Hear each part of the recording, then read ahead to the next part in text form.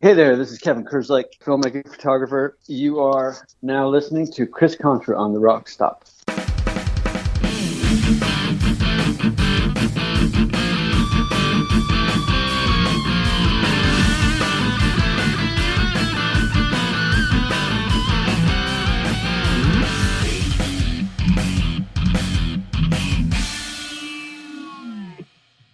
All right, welcome into the RockStop. Chris Contra here.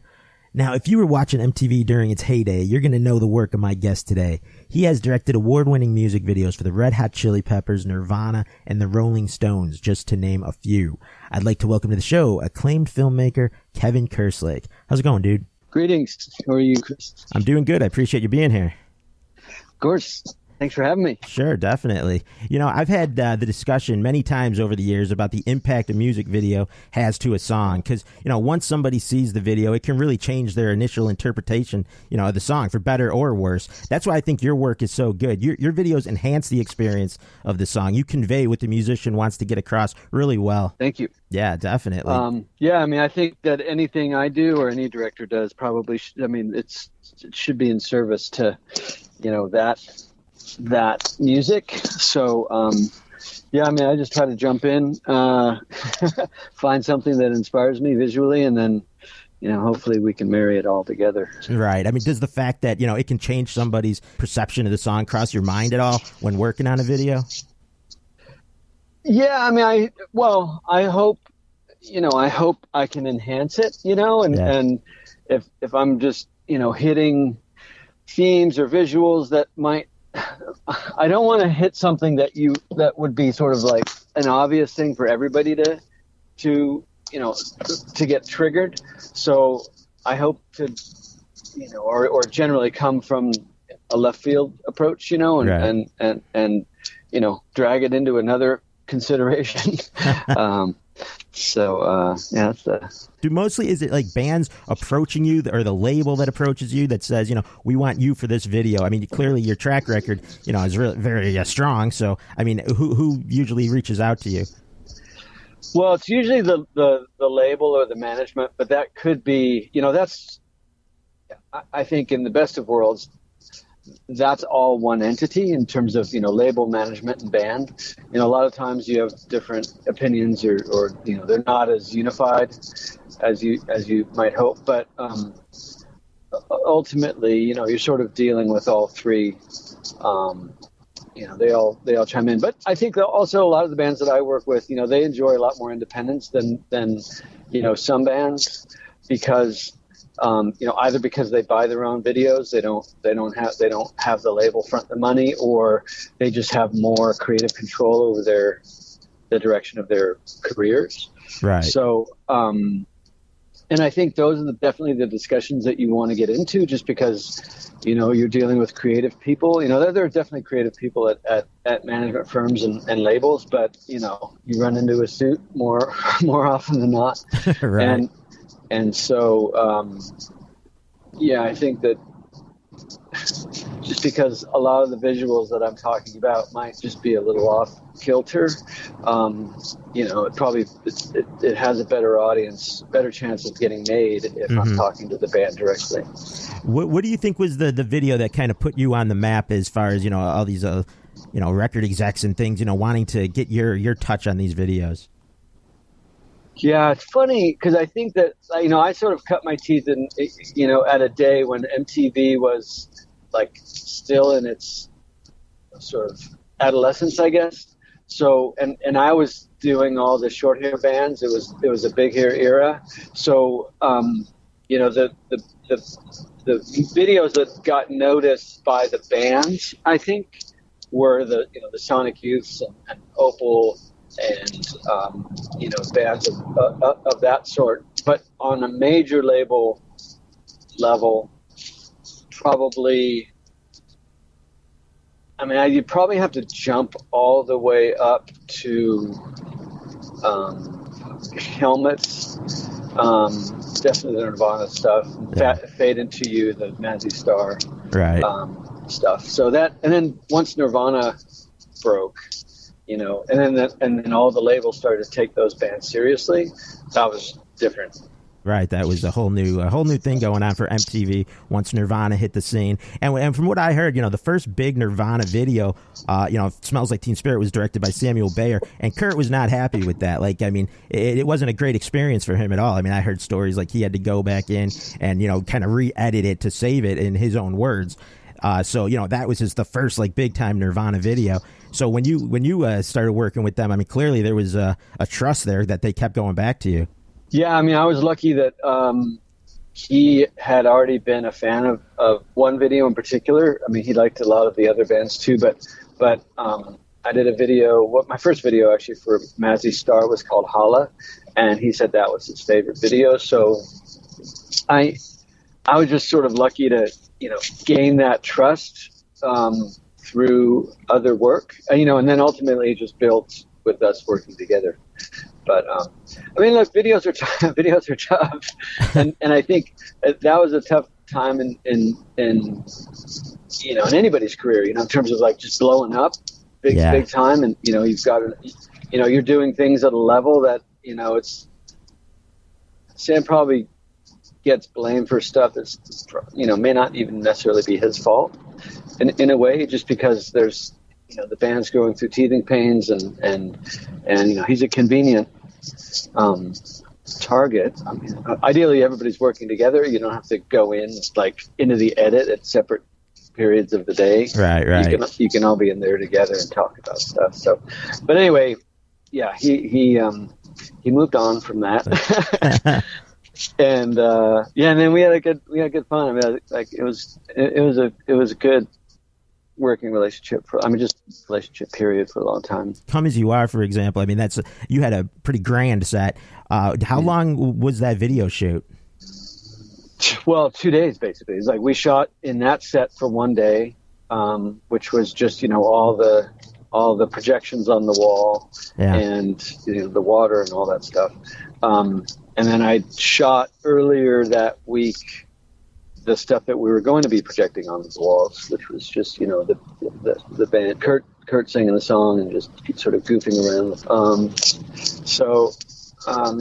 It was short, basically a 2-day shoot. So where did you shoot that additional footage that you projected? We shot it at Waddles Park, which is this park up in Hollywood.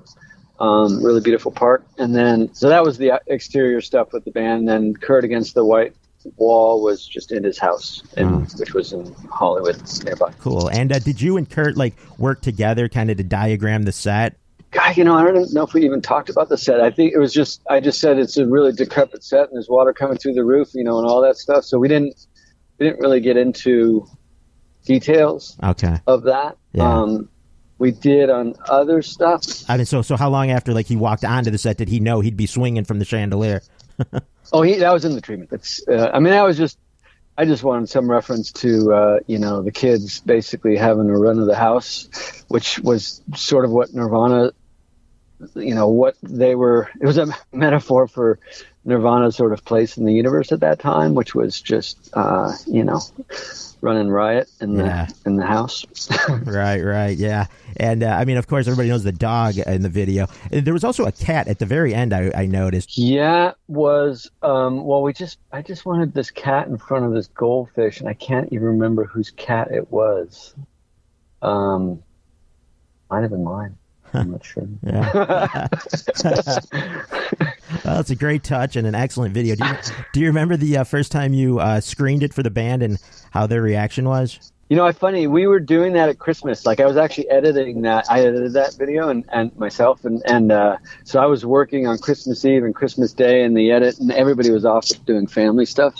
And I think we just sent it in, and I can't even remember if we made any changes, because I edited it.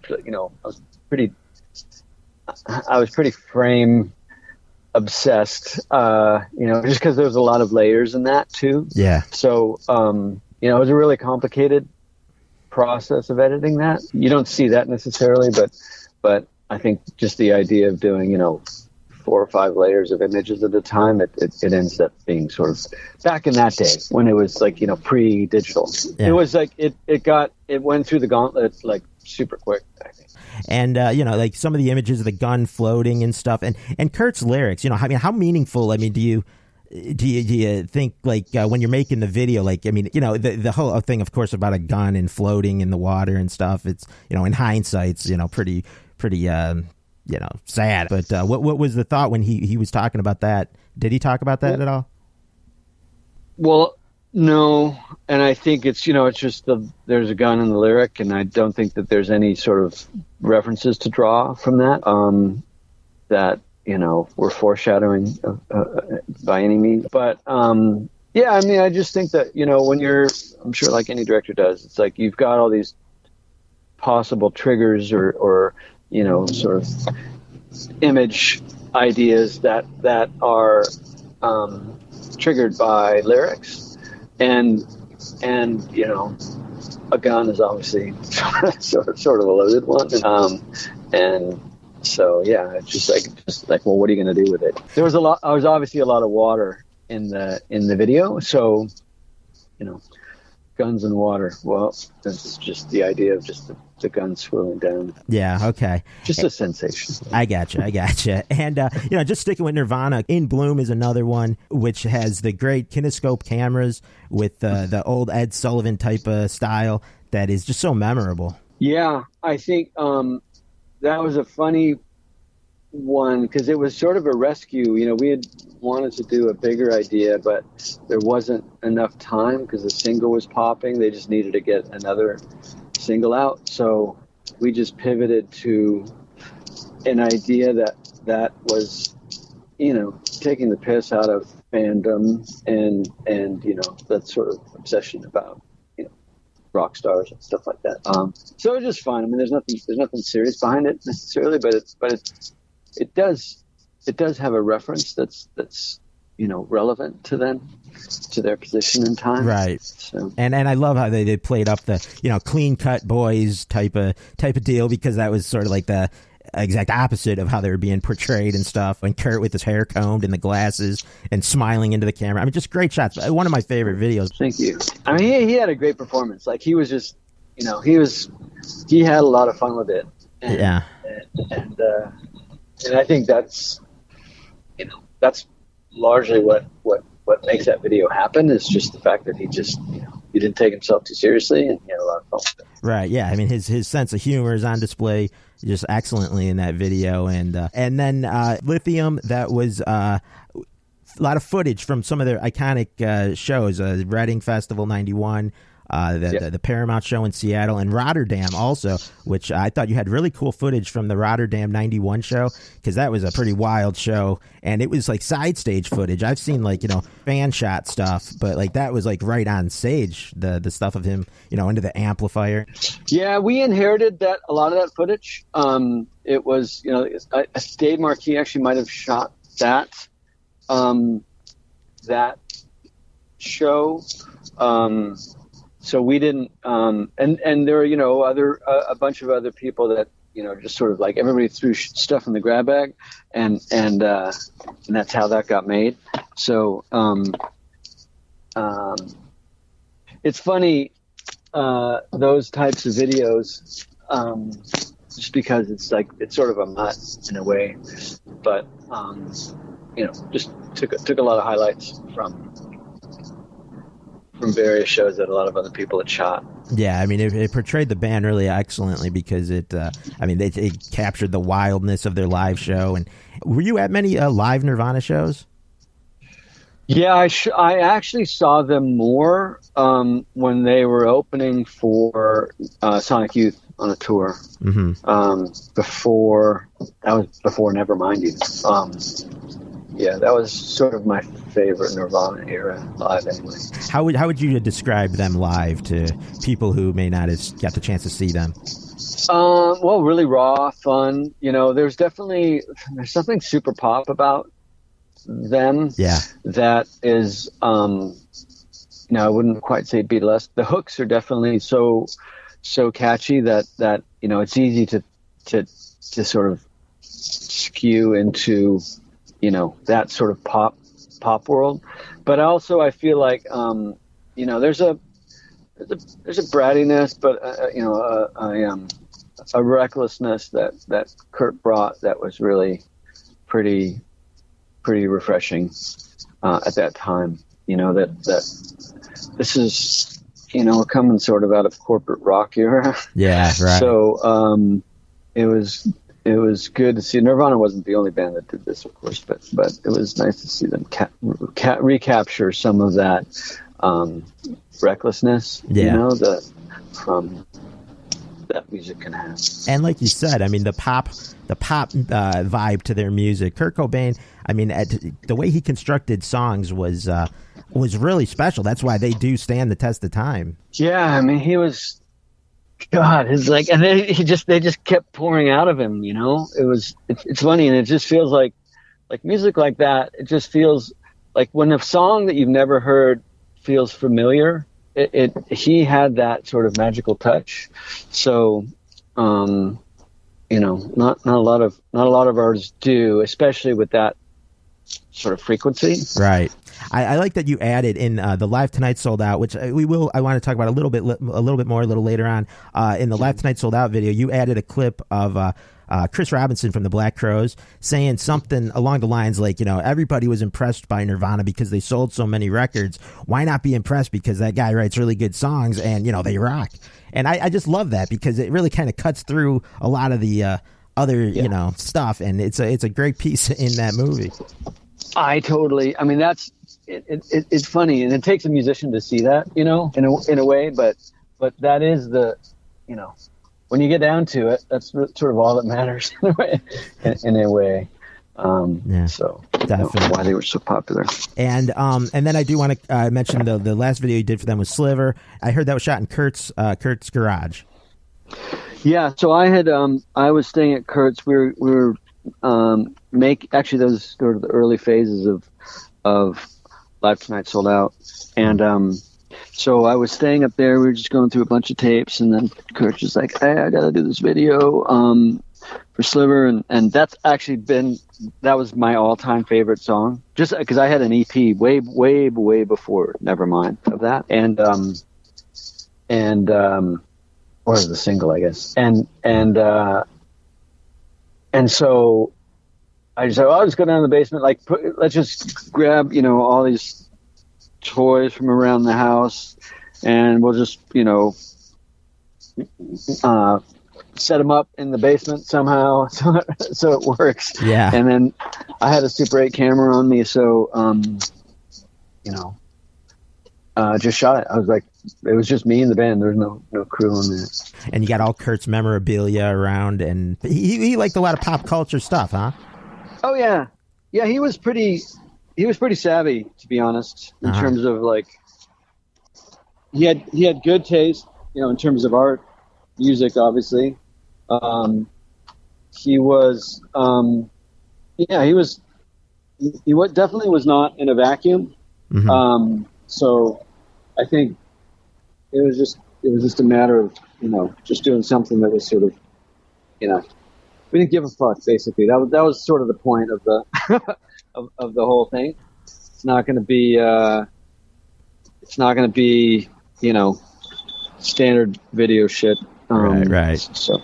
Yeah, and the toy monkey that is featured in there, smashing the cymbals together. I saw that was a gift from the band Shona Knife. Actually, I saw a video where they presented him with that toy. I had no idea about that. Really? Yeah. So he was a Shona Knife freak. Yeah, he loved that band. Very cool band. Yeah. And I agree with you about Sliver. I think it is one of Nirvana's best songs. I mean, it shows, as crazy and chaotic as a lot of his music could be to some people. That talks about his childhood. Kind of is an exposing song that I don't think a lot of alternative artists would have done. Yeah, well, especially later on. I feel like, that's definitely an early career song, just because it had, it didn't have the calculations of, I don't know if a label would necessarily put that out single. Obviously, in Incesticide, it can come out just because that was a collection of songs like that. But yeah. Now you mentioned you were hanging out at Kurt's house and stuff.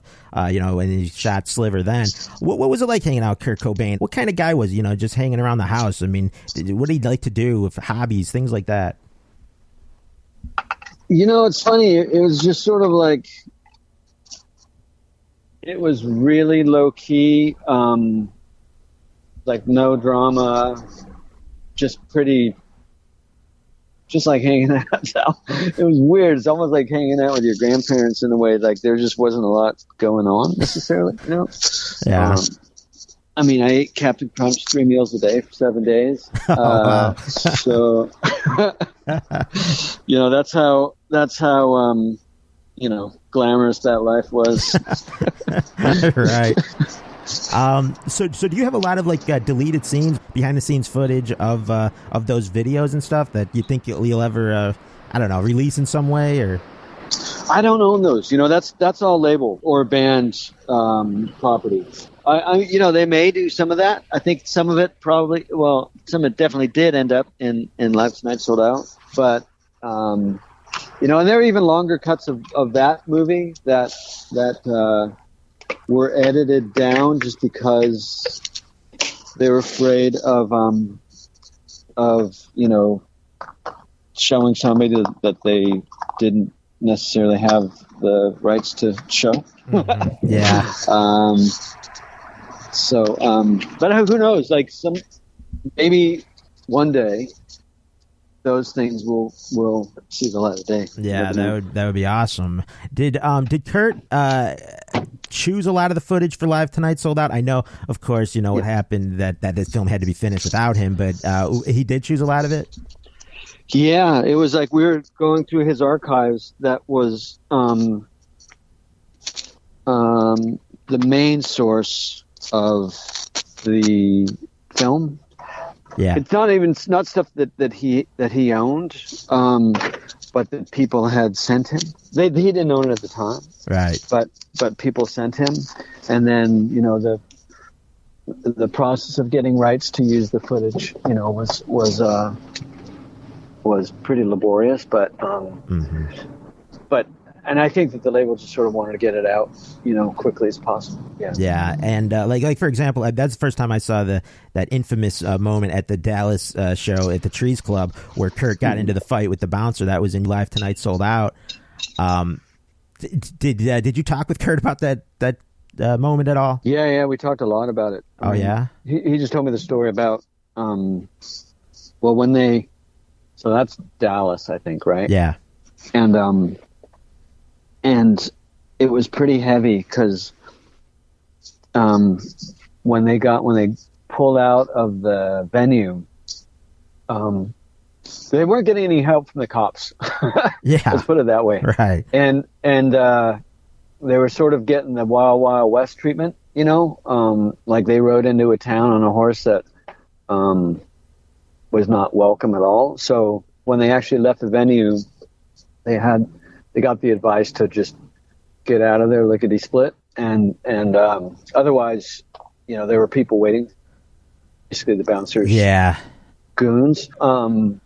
So yeah, that was pretty heavy, actually. Yeah. And Texas means business, you know, when it gets into stuff like that.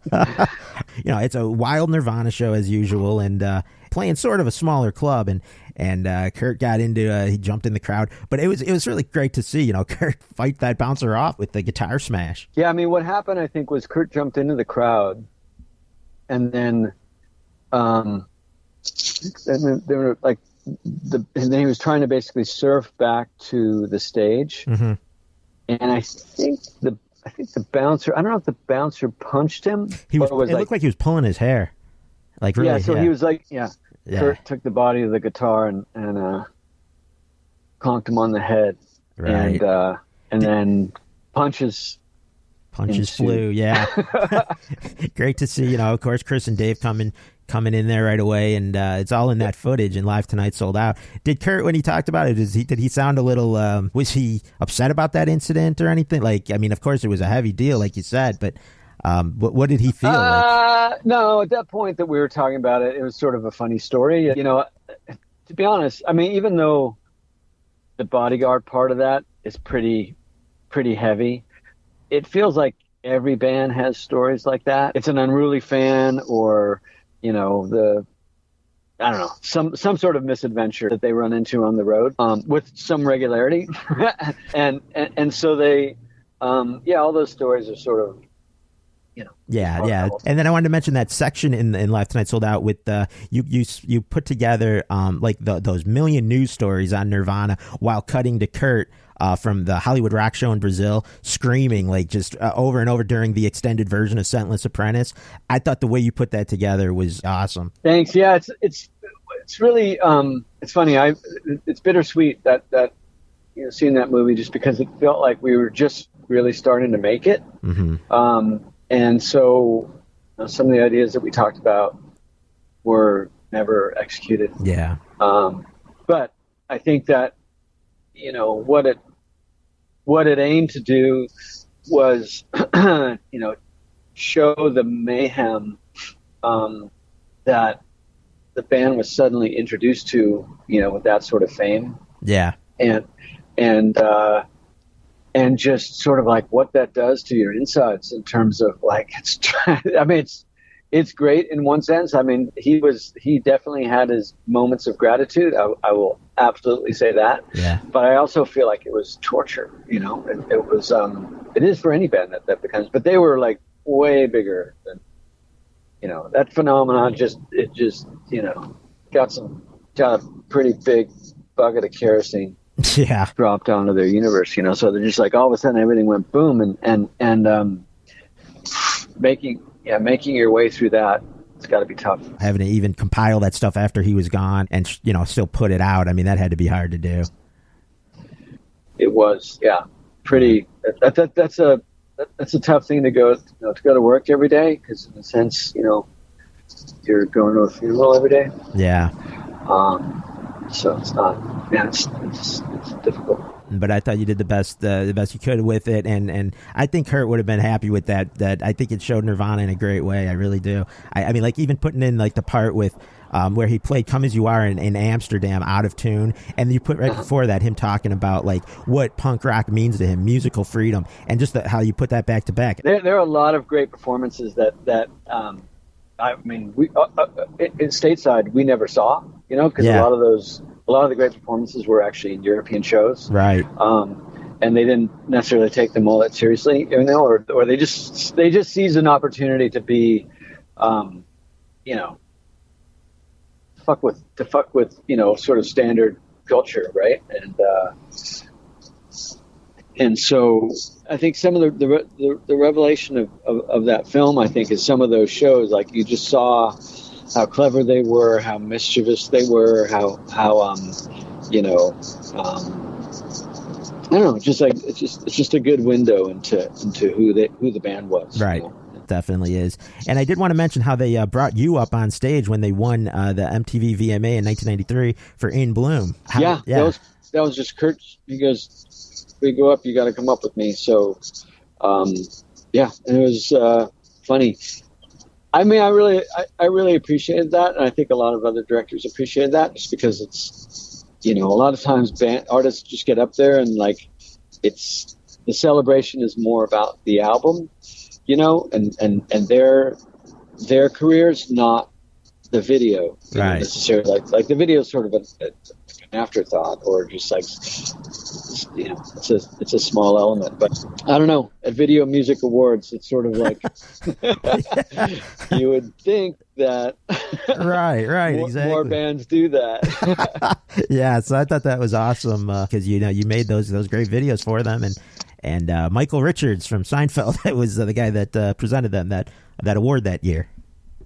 Yeah, and I think actually, if my recollection may be off a bit, but I think that it was the first award of the night. I don't think that he even announced the nominees.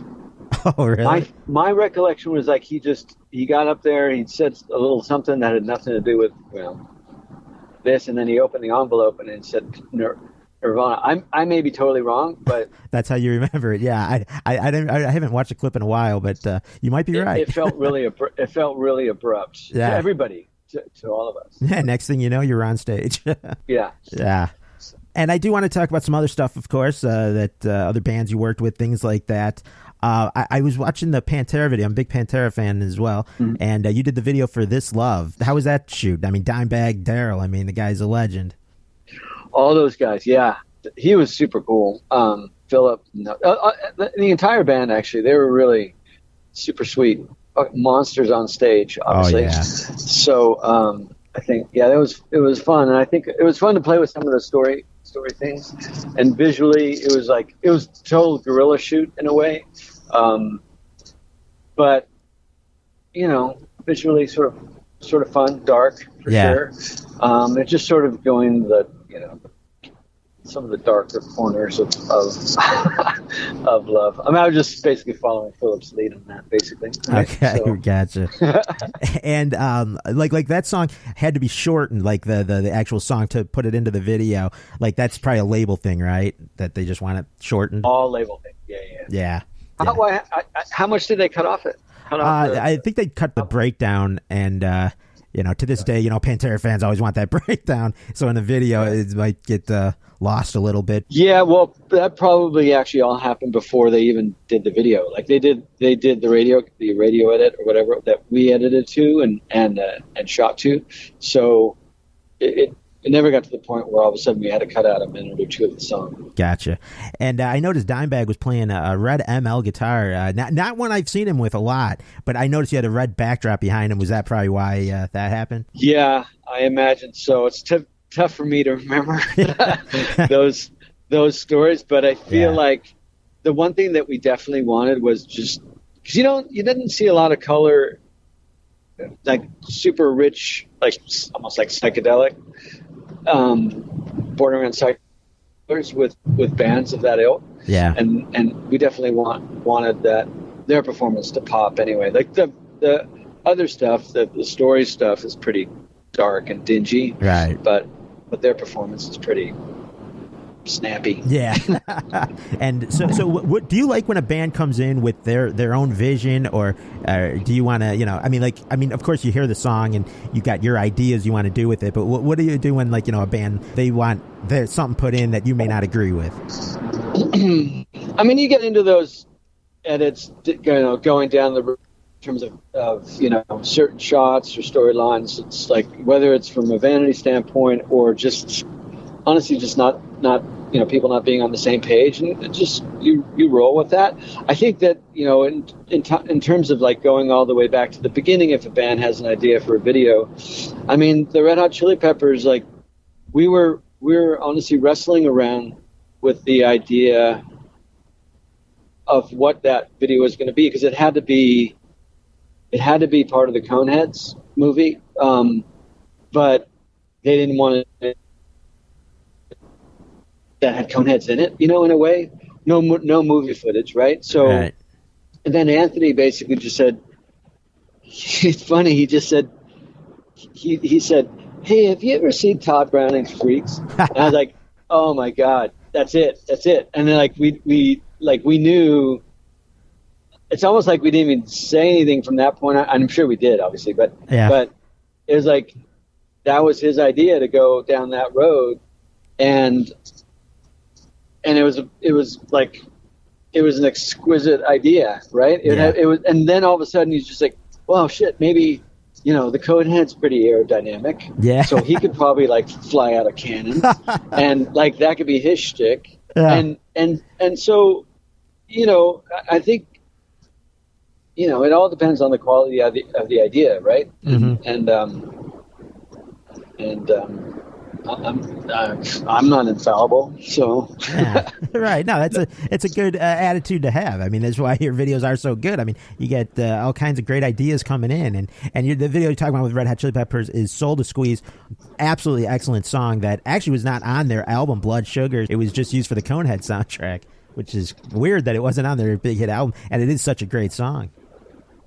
It's really surprising actually. Like once I heard that, it's like that to learn that they kept it off the album listing, and it wasn't earmarked for, as far as I know, for the movie.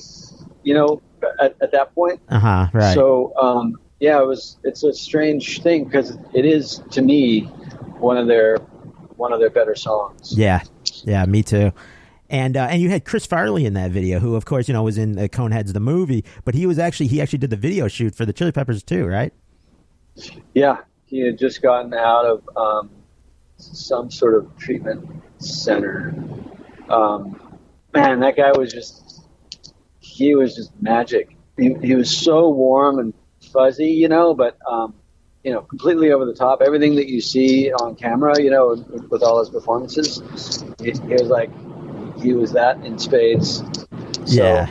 But super, super, super sweet. Super nice guy, yeah, hilarious. That guy cracked me up all the time, and it was so cool to see him in the Chili Peppers video. And he played kind of like a carnival barker type of guy or something like that. Yeah. So it's the idea basically was just like to try to show what it's like to be sort of a family on the road. You know, get behind the scenes of the traveling show, which obviously has, you know, there are references that any band would appreciate. So the life on the road aspect became really a lot more important than, you know, specific acts. Right. So even though we sort of created our own small carnival, we all slept overnight. So it was like a 3-day shoot. We all slept overnight on the premises. Either in tents or motorhomes. You know, everybody sort of had their own way of going about life on the set, and there were acts and animals, and you know, we had our own geek show, and you know, a lot of those sort of, I don't know, romantic, carny elements. Yeah, right. And but the band was completely, like, they slept on set too. Wow. So, yeah, it was pretty wild. Yeah. I remember the one scene in the video where Flea gets up on an elephant. Was that talked about, or it was sort of a spontaneous moment? Oh, it's just sort of like, get all the animals there and we'll figure out what to do with it. Anthony was with the monkey, and I think the monkey was Joe, or Little Joe, or something like that. Yeah. And so it's sort of like Anthony got the monkey, Flea got the elephant, and that was it. We had snakes, but I haven't. Although, no, Anthony played with snakes, but the Medusa had. Yeah, right. Are you comfortable around things like snakes? Yeah, I have no problem with that.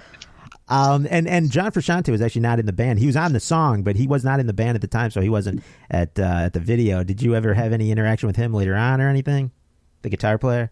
I knew him before that, actually, or met him, crossed paths with him before that, just through friends. Yeah. So I knew Flea's ex-wife. Okay. And daughter.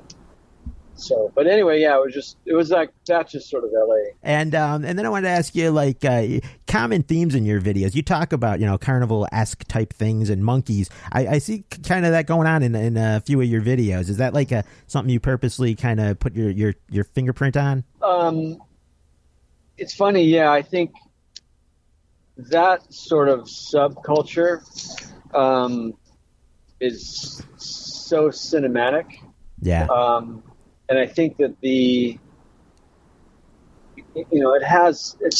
I'm definitely drawn to the underbelly of things, you know, and so, you know, of course there's a lot to be had in that world.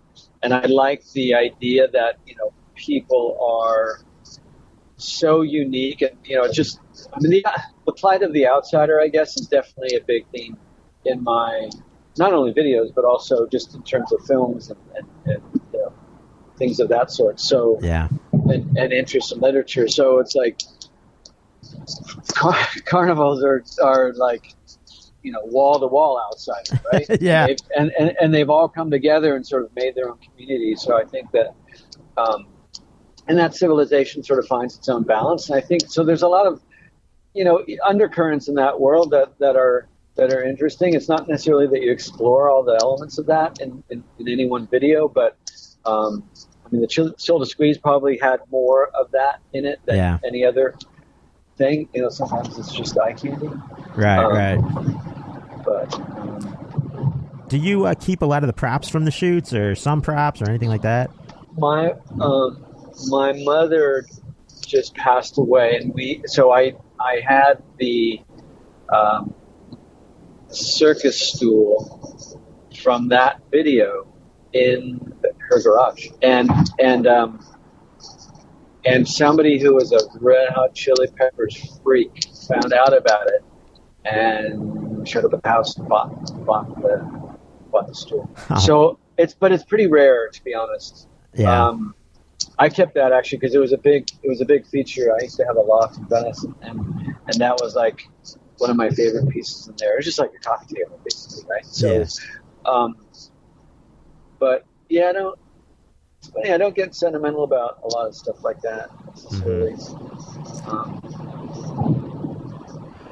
Was there a lot of like competition amongst maybe other music video directors to land a certain band's video, or did you not even engage in any of it? Yeah, there was. Yeah, no, absolutely, yeah.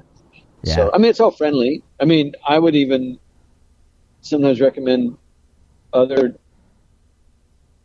directors for jobs if I wasn't, if I wasn't feeling it or even available, or just felt like somebody was better for it than me, but. I know a lot of people take that competition a lot more seriously. I just think it's pretty healthy, and it makes everybody do better work. And right. And so, but yeah, it's not to say that like you're not bitter when you lose the job. it's disappointing, to come in second. First guy in last place. Yeah, right. Is it ever the opposite end of things where sometimes you get a band or a label coming to you and you're not really feeling it, you're not interested in kind of working with them? Sure, yeah. That happens all the time. Sometimes, though, I like to have an open mind, and for me, I always try to find something in a song or an artist that I can obsess on and really love, and that's what you may hang on to, and sometimes you just don't find that with songs or artists, Right. And like, talking about MTV and stuff, now that created a thing like something called Beavis and Butthead came along, and, the videos would air on there, and they could really hurt a video just by, talking trash about it and stuff. Did that ever cross your mind? I was actually the beneficiary of a lot of love on Beavis and Butthead. They loved Helmet. They loved Filter, I think.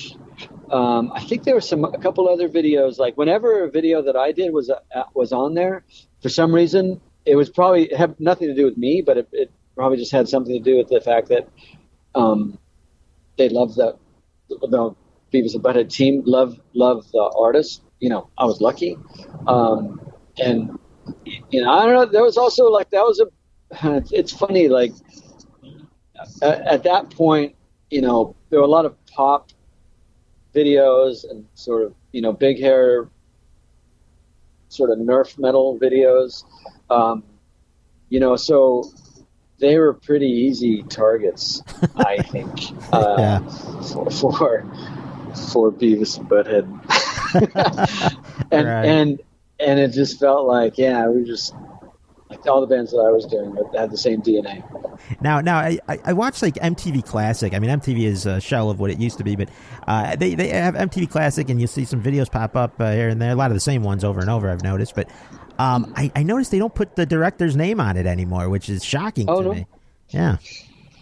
I actually was opposed to putting names on it. I mean, obviously, I benefited greatly from it, so it was sort of a stupid position. I've been known to take stupid positions in the past. So, but I think somebody actually said "Come As You Are" might have been the first video with a name on it. But anyway, when I heard that they were doing that, I was like, that's going to be awful, because the thing that I really enjoyed before that was just like, I didn't have to make the same video twice. One band wouldn't ask for the same video every time out of the gate. You're running a completely different race. So, and I just sort of, I knew that that's what happened in the commercial world. Like, commercial directors would get known for doing something, and they do it over and over and over ad nauseum. And like, the worst torture for me is having to repeat myself. Yeah. And so, even though a lot of directors made it, a good, healthy,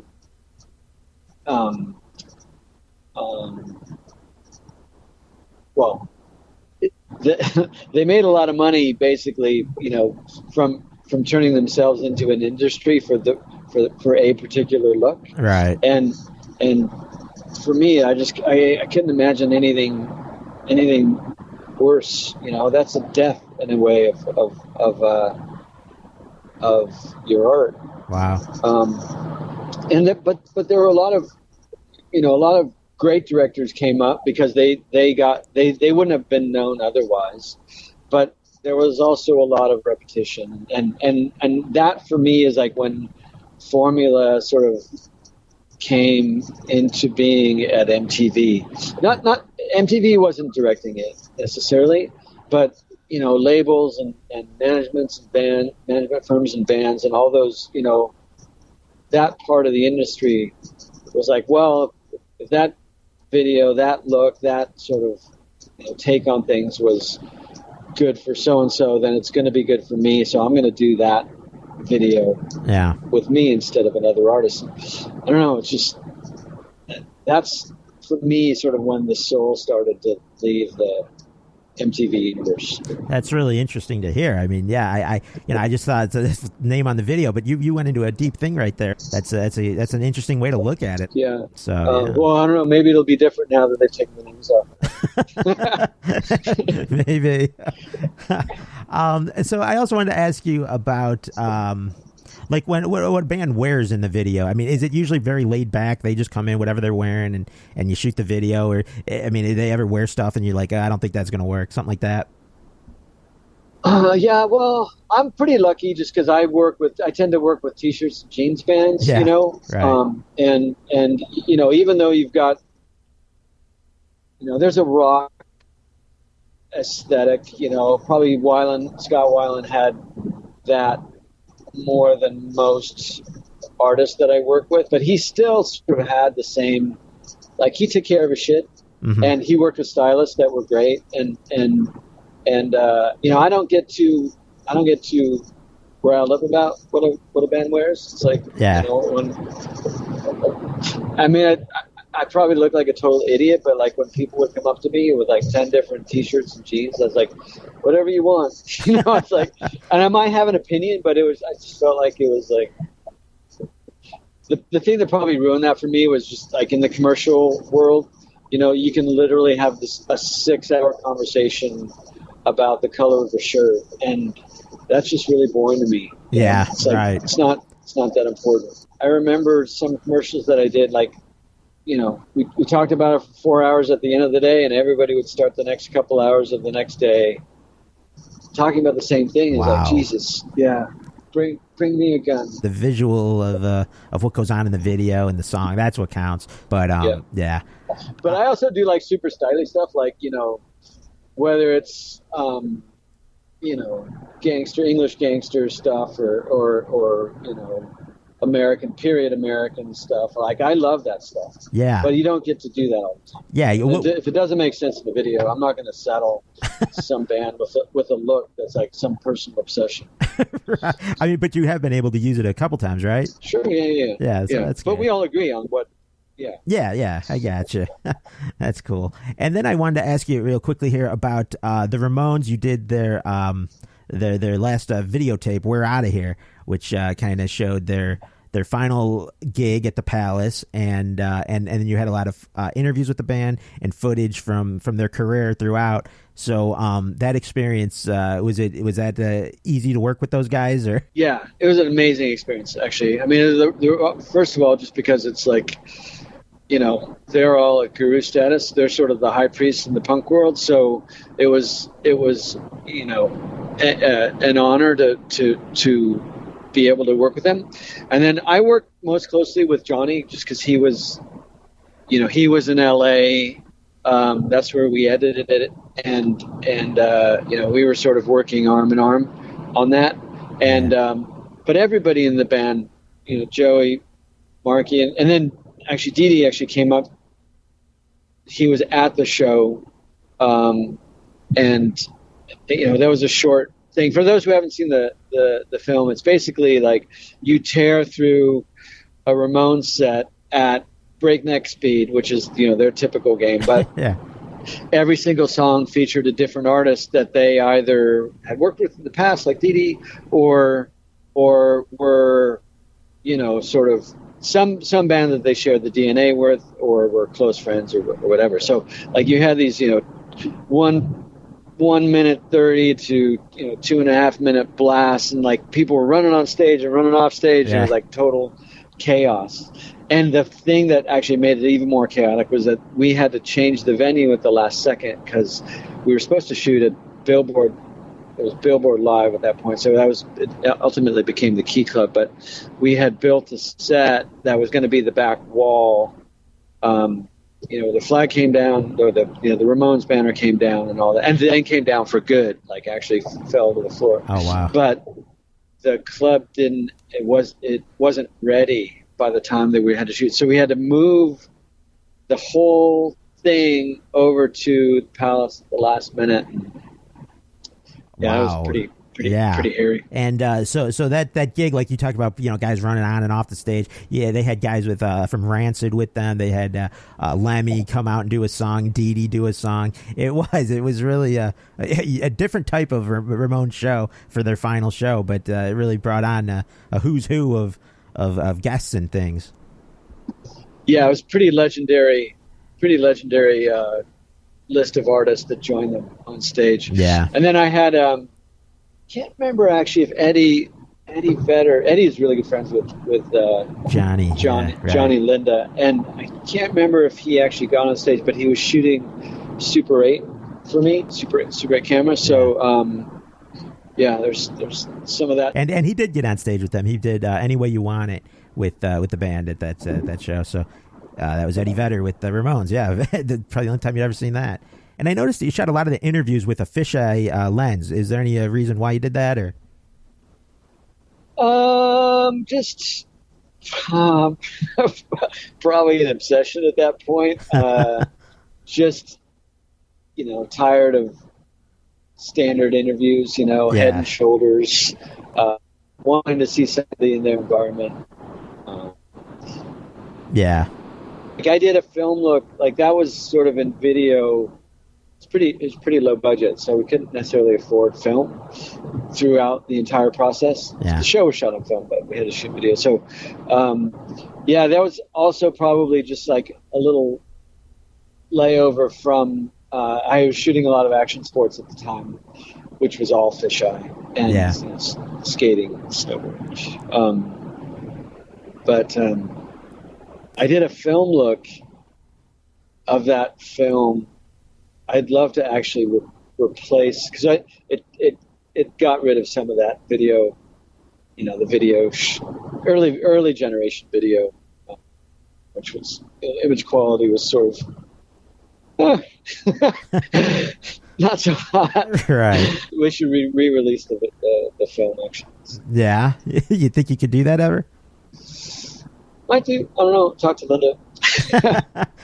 So you were hanging out with Johnny. You said he was in L.A. at that time. Yeah, he retired, moved to L.A. And so you were hanging out at his house and stuff. I mean, his house is kind of legendary for he was a memorabilia collector like no other. So how was that stuff to be around? Oh, it was like candy store. It was crazy. Yeah, it's like he's got the Elvis room and the Disney room. It's pretty magical. Like you walk into the garden and there's like hundreds of hummingbirds. It's like everybody knows it's a very special place. Yeah.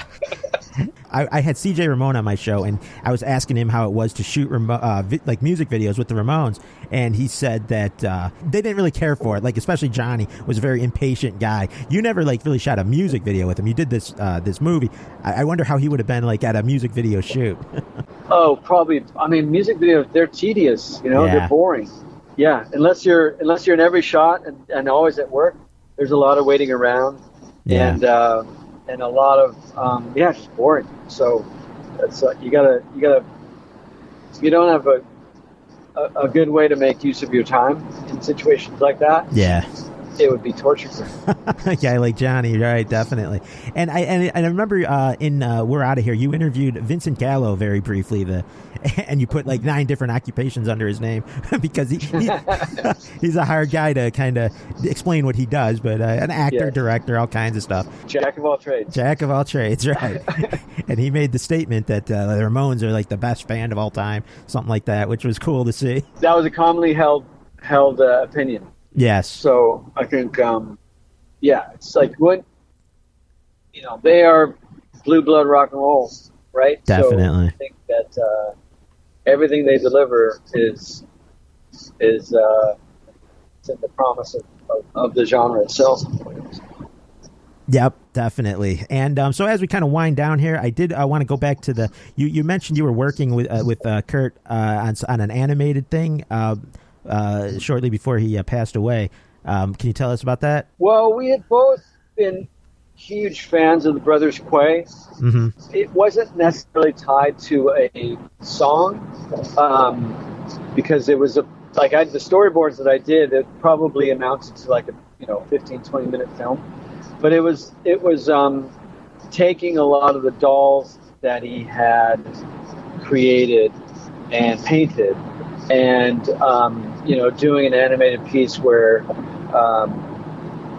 they're hatching eggs and giving birth to other creatures, and somebody's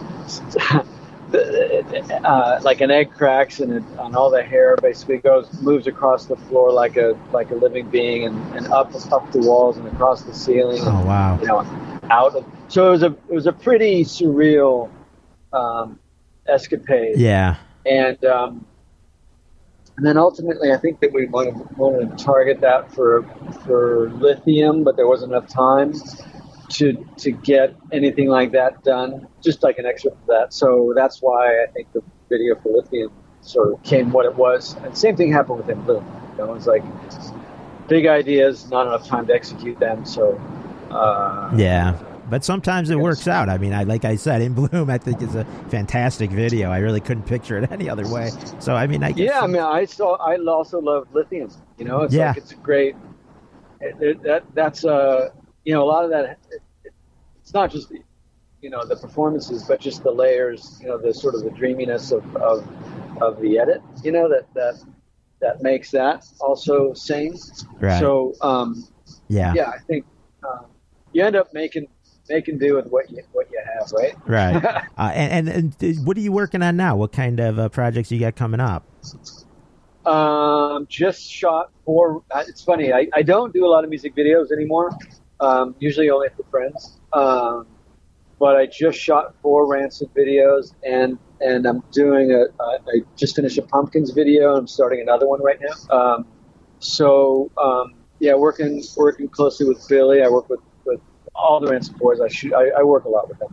And then there's a couple docs that I'm working on, and I'm starting to cast a feature. So and some of the other stuff that I'm doing involves most notably is I'm doing an extended edit of the DJ AM doc, As I Am, The Life and Times of DJ AM, and then we're releasing like 55 to 6 hours of material that's never been seen. 5 to 6 hours. Yeah, it's pretty elaborate bonus extravaganza. Yeah, definitely. And I think that it also includes, part of the extended features includes 2 pretty much full-length films, which detail a sort of bifurcated nature of AM's life. One is the origin story of DJ AM, the DJ, and the other one is DJ AM, the addict. Really like a deep dive into sort of like, what made him tick as a musician, as a DJ, as an artist. Yeah. And then also, what led to, what were some of the circumstances that led to his troubles with addiction, and trauma. So I think that those are pretty, they're entertaining, but I also think that they're important catalogs of a life well lived. That faced his own share of tragedy. So yeah, I think those are coming out at the end of March on AM's birthday, his 50th birthday, March 30th. They'll pop up, and then we're gonna roll out some of the extended features, sort of like a serial form. So, but you'll get the first chapters on that first night. This is going to be a heavy watch, I think, for a lot of people. It is, yeah. It's a heavy experience, but I also feel like you leave that movie, with a new friend, and also feeling that you've lost a friend. Mm-hmm. So it's, but I feel like, just being able to just get to know who he was on a deeper level, I think is really one of the more special intentions of what this next release involves. Yeah, it's sort of it's a full spectrum. I'm re-entering the Earth's atmosphere after COVID, and a lot of lots of losses in the family that sort of were difficult to deal with. Yeah, sorry to hear that. Thank you. It's like you just have to respect the power of those events, and the first things that I've done, coming back onto the field, so to speak, is the Rancid stuff and the Pumpkins. Yeah, it sounds like you got a full plate, and the feature sounds exciting. It's fun. Yeah, it's funny. It's like an origin story. It's almost like a ecstasy flavored Dazed and Confused or Fast Times at Ridgemont High about the early LA rave scene. I'll definitely be checking that out if that when that's wrapped up. So, usually that takes some time to get. Oh yeah, theaters, but... I'm not rushing you. I figured that much. Yeah. And so I will leave a link to Kevin's website so you guys could check out. I mean, he's got quite a catalog. So I will leave a link to that in the description of this interview so you guys could check him out. So, man, I definitely appreciate you coming on the show. Chris, thank you so much for having me. It's been a real pleasure. Awesome. And I appreciate you having me on. Definitely, man. I really enjoyed this. Take it easy, man. All right. Okay, you too. Bye. Bye.